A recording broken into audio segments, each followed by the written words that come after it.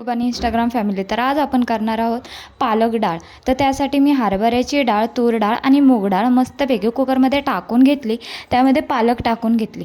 पालक टाकल्यानंतर पाणी टाकून घेतलं, मीठ टाकून घेतलं, हळद टाकून घेतलं आणि हिंगसुद्धा टाकून घेतली. आता शिजायला लावायची. एक साईडला पातेलं ठेवून त्यामध्ये कांदा, टोमॅटो, जिरं, मोहरी आणि मिरचीचं आणि अद्रक लसूणचं वाटण केलेलं होतं खलबत्त्यामध्ये, तेच मी टाकलेलं होतं. थोडंसं कढीपत्ता टाकून घ्यायचा आहे आणि मसाले टाकायचे आपल्या आवडीनुसार.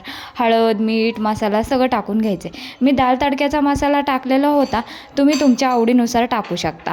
खूपच छान लागते अशा पद्धतीची डाळ. तुम्ही नक्की ट्राय करा, फॉलो करा. आणि तर्री बघा खूप छान सुटली आहे. गूळ आणि चिंचेचं पाणीसुद्धा टाकलेलं होतं.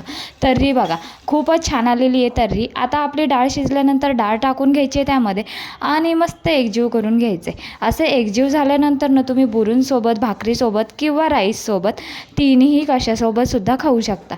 नक्की ट्राय करा, फॉलो करा आणि सबस्क्राईब करा. तुम्ही फॉलो, लाईक, सबस्क्राईब करत नाही बरं का. नक्की करा.